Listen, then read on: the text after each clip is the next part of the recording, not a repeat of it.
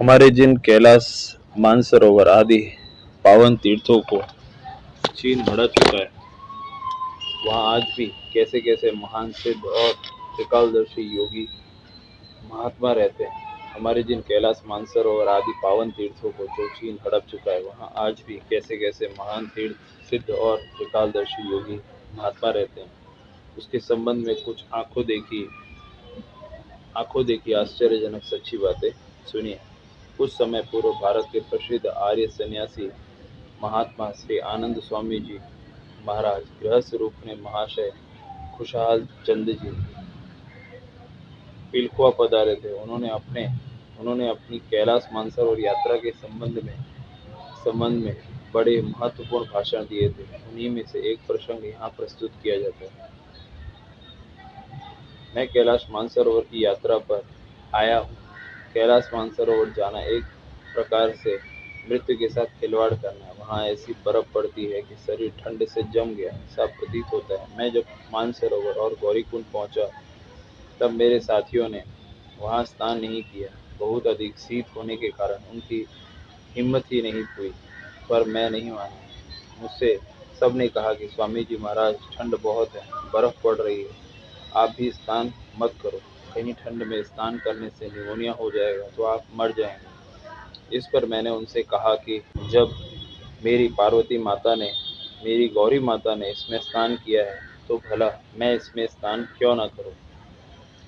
मैं यहाँ मरूंगा तो पवित्र स्थान पर ही मरूंगा, इससे बढ़कर मेरे क्या परम सौभाग्य की बात होगी।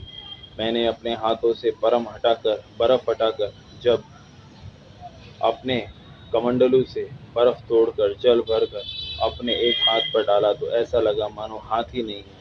जब दूसरी ओर जल डालकर स्नान किया, तो वहाँ भी ऐसा ही प्रतीत हुआ। जब अपने सिर पर डाला, तो सारा शरीर ही जैसे न रहा हो ऐसा प्रतीत हुआ। तदंतर मैं कंबल ओढ़कर वहाँ ध्यान करने बैठ गया। मुझे वहाँ बैठे 6-7 घंटे हो गए। ऐसा अद्भुत आनंद आया कि मुझे भान ही नहीं रहा कि मैं यहाँ कब से बैठा हूँ। मेरा मन एकदम एकाग्र शांत हो गया। जो महान सुख, जो अद्भुत आनंद मैंने आज पाया, वैसा मैंने जीवन भर में कभी नहीं पाया था। तीर्थ यात्रा करने से क्या लाभ है, तीर्थ यात्रा क्यों की जाती है, तीर्थ स्थान पर क्या प्रभाव है, उसका मुझे अपने जीवन में आज पहली बार अनुभव हुआ। गाइड ने आकर जब मुझे अपने हाथों से झकझोरा, तब मुझे होश आया। मैंने गाइड से कहा कि तुमने मुझे व्यर्थ ही क्यों छेड़ा। मैं तो अद्भुत दिव्य आनंद में डूब रहा था, तुमने मुझे छेड़कर मेरे आनंद में विघ्न डाला, यह ठीक नहीं किया। गाइड ने कहा, महाराज, आपके यहाँ बैठे 6-7 घंटे से अधिक हो गया है। अब दिन छिपने वाला है, बर्फ भी पड़नी प्रारंभ हो गई। अब आप यदि और अधिक बैठे तो बर्फ में जम जाओगे, मर जाओगे। मैंने कहा, मुझे भले ही मर जाने दो, पर मुझे ऐसा सुख फिर कहाँ मिलेगा। उसने कहा, महाराज, यहाँ मत मरो, मेरी जिम्मेदारी है, इसलिए आप यहाँ से उठो। मैं उठा। मैंने सारे पहाड़ की ओर दृष्टि डाली तो चारों तरफ बर्फ ही बर्फ जमी थी। वह साक्षात भगवान शंकर का मंदिर सा प्रतीत हो रहा था। मैंने वहाँ एक बड़ा ही अद्भुत दिव्य स्थान देखा। सारे पहाड़ पर बर्फ जमी होने पर भी बीच में वह ऐसा स्थान था जहाँ बिल्कुल ही बर्फ नहीं थी। कहते हैं कि वह वही दिव्य स्थान है जहाँ बैठकर शिव जी और पार्वती जी ने अमर कथा सुनाई थी। मैंने अपने गाइड से कहा कि तुम मुझे वहाँ पर ले चलो जहाँ भगवान शंकर ने पार्वती जी को अमर कथा सुनाई थी। उसने कहा, महाराज, वहाँ कोई नहीं जाता है, उधर बहुत ज़्यादा बर्फ है और जाने का कोई रास्ता भी नहीं है। वह मुझे बहुत मना करता रहा, पर मैं नहीं माना। मैंने उससे कहा कि मैं तो वहाँ अवश्य जाऊँगा। मैं वहाँ गया, पर बड़े ही कष्ट से गया। कहीं पर बर्फ से फिसल कर गिरा, कहीं पैर फिसला तो कहीं चोट लगी। अंत में जैसे तैसे वहाँ पहुँच गया। उस दिव्य अद्भुत स्थान पर बैठ कर आया जहाँ भगवान शंकर भगवान श्री पार्वती जी की कथा सुनाया करते थे। वहाँ बैठते ही मेरा मन एकदम शांत हो गया। मुझे एक प्रकार से समाधि सी लगने लगी।